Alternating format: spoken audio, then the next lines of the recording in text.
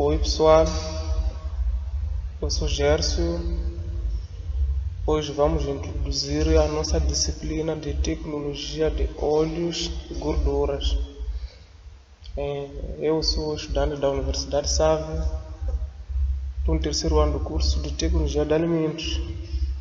Então, para iniciar a nossa aula, vamos falar sobre as funções de óleos e gorduras. Dizer que óleos e gorduras são fontes de calorias e as gorduras são 2 vezes maiores no fornecimento de calorias olhando para as proteínas e os carboidratos, pois eles por 1 grama eles fornecem 9 quilocalorias. Eles fornecem ácidos graxos essenciais. Esses ácidos graxos essenciais são ácidos que o nosso corpo, o nosso organismo não produz. Então, nós adquirimos pelo consumo de alimentos que são fontes de óleos. E também contribui para sabor e textura de alimentos. Os alimentos que passam, ou seja, durante o processamento entram óleos, eles passam a ter um novo sabor e a textura. Também são importantes para a absorção de vitaminas lipossolúveis, como vitamina A, D, K e E. E os óleos insaturados atuam no controle do colesterol, aumentando os níveis de HDL, que é o colesterol bom, e reduzindo os de LDL, os de colesterol ruim. Os óleos insaturados são óleos de origem vegetal, eles que são fontes desse colesterol HDL, que vai reduzir o risco de doenças cardiovasculares, depressão e outros. E aqui aparece uma pergunta que diz o seguinte: será que existe uma diferença entre óleos e gorduras? A resposta é: os óleos na temperatura ambiente encontram-se no estado líquido e os óleos são de origem vegetal, e quanto à sua estrutura, eles são insaturados ou poliinsaturados. Isso queremos dizer que na sua estrutura carbônica apresenta uma dupla ligação ou mais. Como podemos ver aqui nesse exemplo, os óleos estão no estado líquido e normalmente são de origem vegetal, enquanto que as gorduras na temperatura ambiente se encontram no estado sólido e as gorduras são de origem animal e estruturalmente são saturados, ou seja, na sua cadeia carbônica apresentam ligações simples, por isso que tem esse formato de estado sólido, como nós podemos ver aqui nesse exemplo. E aqui temos exemplos de óleos e gorduras comercializados, como nós podemos ver aqui: óleo de soja, óleo de girassol, óleo de linhaça, azeite de oliva, óleo ou gordura de coco. Vamos explicar mais aqui sobre óleo ou gordura de coco.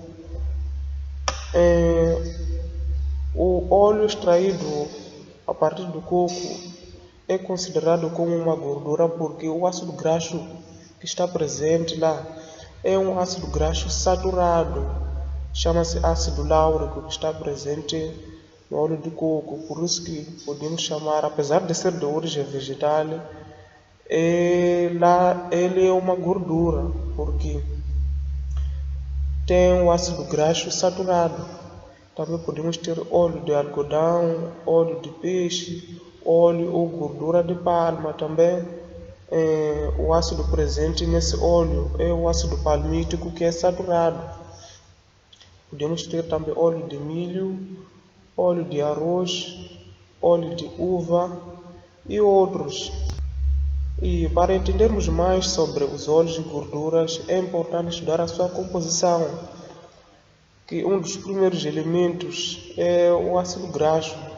Na composição de óleos e gorduras encontramos os ácidos graxos, que é importante iniciar o estudo dos óleos e gorduras abordando o conhecimento das estruturas químicas dos ácidos graxos. E esses ácidos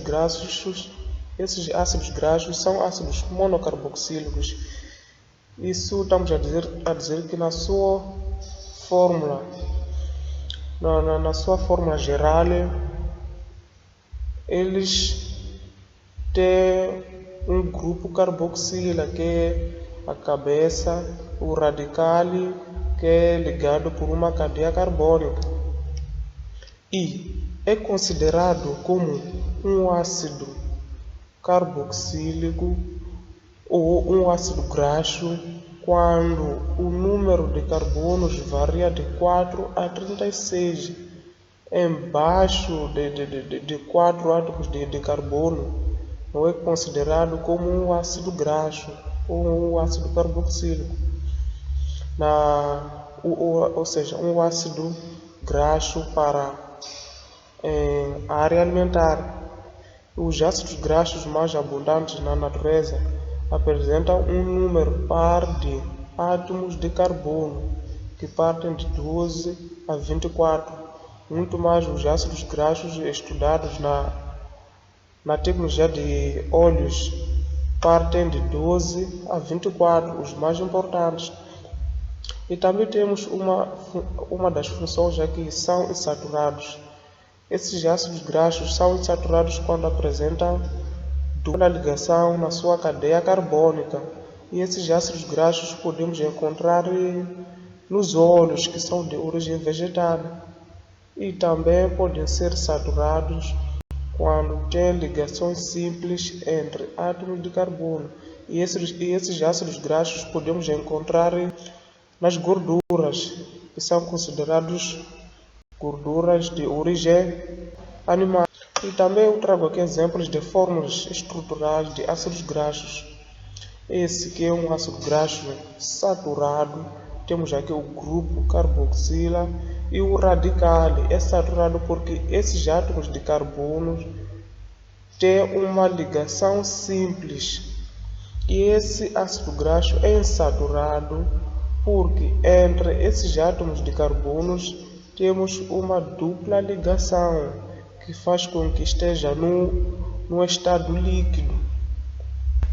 E também temos um outro componente dos óleos e gorduras, que é o glicerol, que é a famosa glicerina, que é um composto orgânico pertencente ao grupo dos álcools. Ou seja, a glicerina ou glicerol é um triálcool porque tem 3 átomos hidroxilas que estão ligados a carbonos saturados e que tem como o nome UPAC o propan 1,2,3-triol. Uma das propriedades do glicerol na temperatura ambiente é um líquido oleoso. Para quem conhece bem a glicerina, que é usado muito na parte cosmética para emaciar a pele, que é aplicado para emaciar a pele. E também é incolor, é inodoro, é higroscópico, absorve a umidade do ar, apresenta moléculas polares. Por isso que tem essa função de emaciar a pele, por ter essas moléculas polares. Por quê? Porque quando esses átomos hidroxilas, quando aplicamos a glicerina, esses átomos hidroxilas vão reagir com as moléculas de água que estão no nosso organismo. Então, vão fazer com que a nossa pele ficar úmida, ou seja, umedecer a nossa pele. E também é um líquido viscoso e apresenta um sabor adocicado. Se você quer experimentar, podes. A glicerina tem um sabor adocicado. O seu ponto de fusão é de 17,8 graus centígrados. Então, gente, a nossa aula termina por aqui. Na próxima aula vamos dar continuidade falando de exemplos de ácidos graxos que existem na natureza. Então, tchau.